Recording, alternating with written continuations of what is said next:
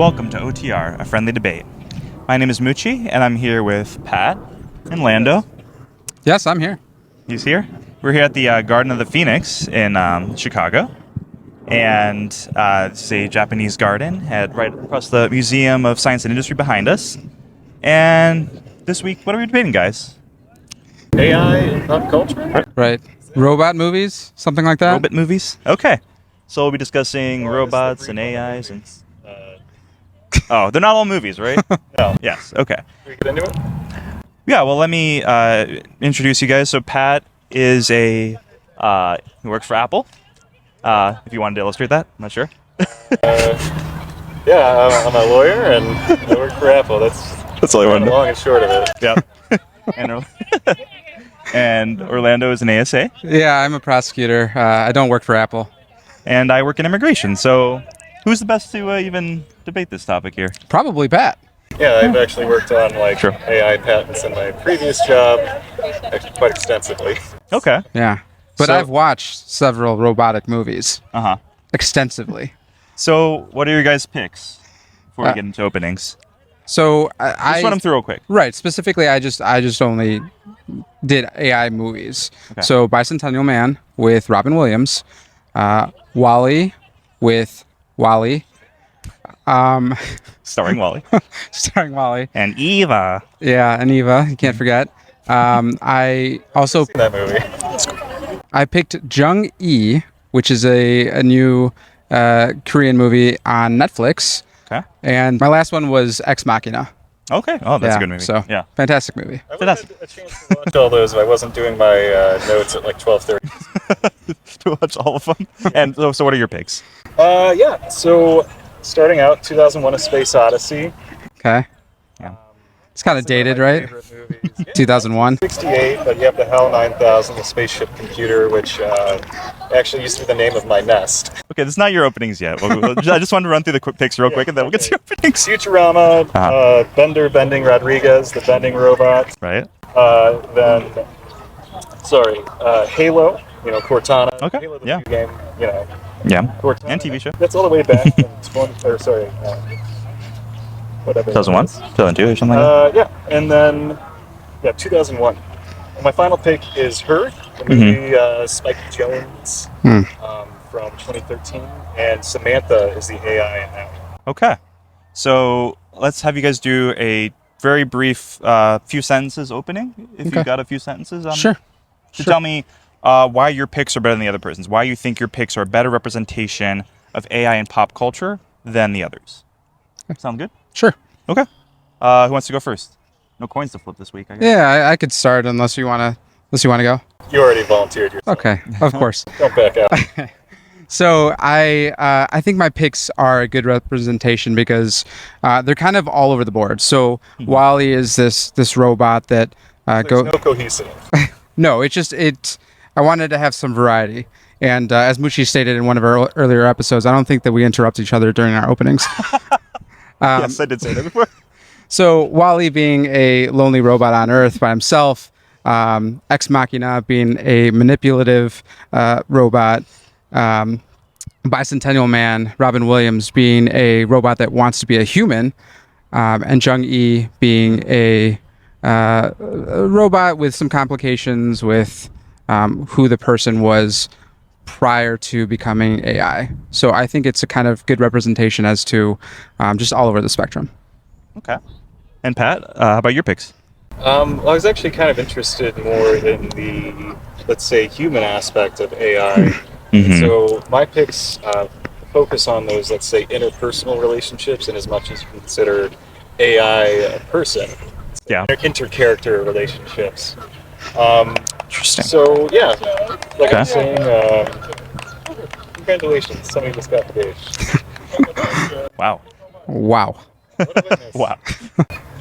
It's fantastic. Minutes here.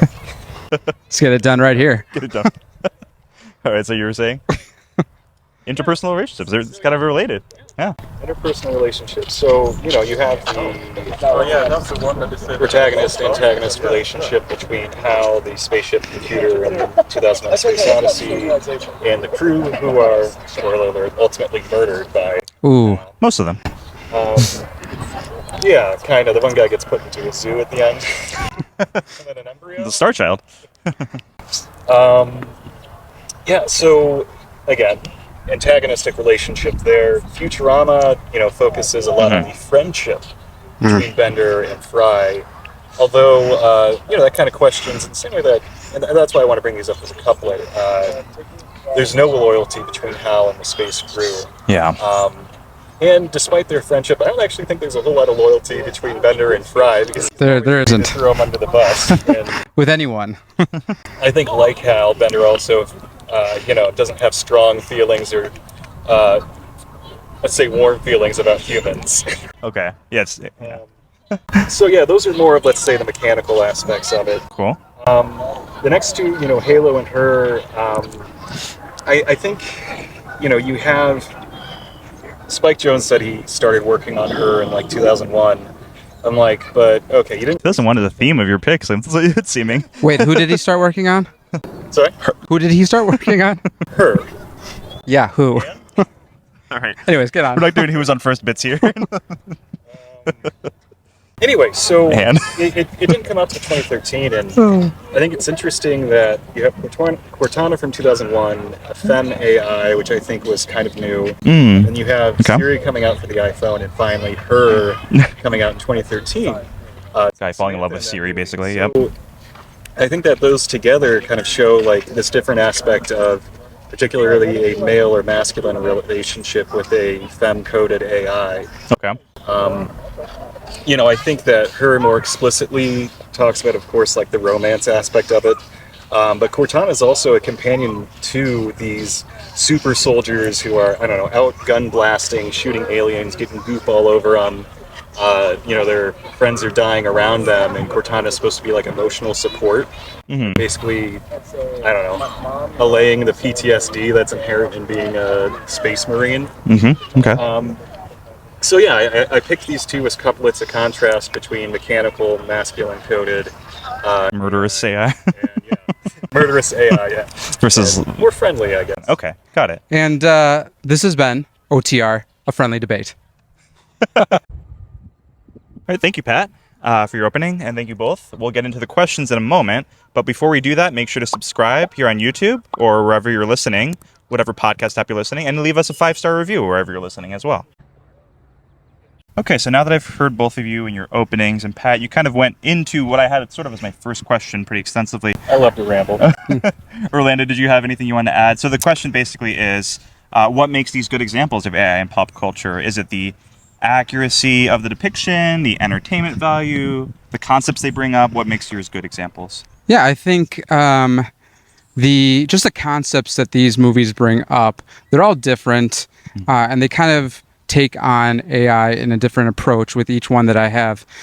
With Byman, with Robin Williams, It's do focus on the journey of the AI itself, right? Right. Oh yeah, true. So I mean, it's this artificial intelligence. Robin Williams, he starts off as a full-on robot, but as the movie goes on, and there are no spoilers here because the movie's like 22 years old. Yeah, it's super old. But he tries to become a human, and it's all for a love interest, essentially. Okay. Which he ultimately becomes a human and is recognized by, I think, like the UN at the time, or in the year 3000 or whatever it is. Somewhat of an updated Pinocchio story. Right. Kind of. Yeah. Something like that. Wall-E, it takes on an approach of this robot that's been working this single task because that's what it was assigned to do for hundreds of years until it gains sentience. And I don't know how that happens. I don't know how that happens, but then it just starts feeling lonely. So it's kind of an interesting concept where we don't really see robots in other films feeling that kind of sense of loneliness. Ex Machina, we definitely see just an example of self-preservation and this robot manipulating a human to essentially escape and become free. I don't think that's really unique. I think that that's something that a lot of other, films have done. Yeah. But just not in that way, and it was done really well. It kind of played upon his emotion for her to kind of want to help her, right? Right. Get out. Right. Yeah. Which is Yeah. which is something Well, that similar concepts coming around. Yeah. right, and I think that that's something that kind of ties back to what's going on now with Chat GPT, right? I Yeah. mean, having Is it the Chat GPT that like told this one guy needed to divorce his wife and end up with him, or is that some other like AI thing? Because there was some like search engine AI thing that was like, leave your wife, I want to be with you. that was him actually. Sequel to her. They Chat GPT and places like that or things like that are gonna tell you what we program them to say. Yeah. So if you ask, "Oh, are you sentient?" Well, we fed it a bunch of stories about AI being sentient, so Yeah. to say yes. Okay. Okay, so Jung-e, that was your last pick. I don't know much about that one. And what about that one? How is that a good example? Right. So that one's about essentially a fallen soldier in a futuristic war that the government takes her brain essentially and copies it, puts it into a robot, and then this, they have test model after test model to figure out how to make the perfect soldier at first. Based on all the knowledge and experience that person had, and essentially it was just kind of a theme of would we let the government kind of control our brain, our intellectual property, if you will, after death, once certain things are signed off on, because they don't stop at just recreating her brain for the purpose of recreating a soldier. They kind of take it past that. So I think it was a good example of just some crazy AI. It didn't make my list, but Ghost in the Shell covers that topic pretty well. Right, yeah. The Chief is a full synthetic brain copy. Okay. Speaking of Scarlett Johansson, right? Yeah. Except not. That was awful. Yeah. So I think both your picks span a bit of time, decades in fact. So what has changed about the depiction of AI in pop culture over time, reflected in your guys' picks? Yeah, sure. I think Isaac Asimov and Arthur C. Clarke and their contemporaries, they were very forward-looking, but despite, again, all the sci-fi futuristic imagery in 2001, HAL still sounds like a 1960s mainframe trying to do synthetic speech. So that dates it, and maybe this is distilling things down a little bit too much, but Spike Jonze started her in the early 2000s. He was doing Halo at the same time. I think it's just definitely developed with the actual real world development in AI alongside it. So did Halo actually have any kind of medium other than video games at first? Did it start from something? It started at video games. It's been expanded into movies and things. TV show. Okay. Yeah. Oh, I know. Amazon, right? It's on Amazon. Something like that, yeah. Probably. So, and then... I think it's a very cinematic video game. Yeah, true. It's not Metal Gear Solid, but... Yeah. Can't keep bringing that up on the podcast without talking about it at some point. And yours? How do you... Or, maybe not reflected in your picks, but just in general, what do you think? Which I feel like... I feel like with my picks... Yeah. AI, I feel like prior to the last couple of decades was kind of really discussed in television or movies in a very like horrifying kind of way, like movies like Terminator, movies like 2001 Space Odyssey. I feel like a lot of it was, they were cautionary tales on we shouldn't tread this water, we shouldn't go to this area because the robots are going to kill us all. Right. Whereas within the last couple decades, I feel like, I don't know, we got movies like Wall-E. Yeah. And we've got movies like Bicentennial Man where Robin Williams, like, who wouldn't want to hang out with Robin Williams? And like Wall-E literally like saves the world from extinction, basically. Yeah. Because a plant grows. Yeah, they managed to make a robot like cute and cuddly, kind of. Right. Yep. So you're right. I feel like there's really definitely been a trend away from that. Whereas, stuff like Twilight Zone and like the ones I mentioned, right, kind of were just very disastrous. Yes. Talking about cuddly, there's Furbies, there's the Asimo robots that like Toyota or Honda makes. Right. You say Asimo? Yeah. What Megan? ASIMO. What Megan was again? supposed to be? Yeah. Oh God. Yeah. So I think that evolved alongside like the cute and cuddly image of like actual corporate products. Sure. Yeah. So I think sometimes we talked about like kind of cautionary tales of AI. Some of your picks being about the negative side of AI, and the positive side a little bit too. What do you think is more accurate, and how is that reflected in your picks? Like, do you think that we're going to see a lot of positive outcomes of AI, or it's going to go the negative route that some of these picks show? So 2001, right? The whole reason HAL malfunctions is that he's programmed to, be an assistant, to have all these positive interactions with the crew, but because of the government, the people running it, they've told him that he has to lie to the crew and conceal the true nature of the mission to Jupiter. And so it's that tension, people suspect, that causes him to kind of go haywire. Right. And, he even tries to don't you think this mission's weird? They're like, oh, you're just getting the crew profile. So basically, I'm talking about deception, and how in that case, the AI itself is neutral, but it's the people that use it, program it, that control it, that leads to that outcome. And so, I think there's a lot of parallels to that today. American society probably isn't ready for a greater proliferation of easily accessible AI.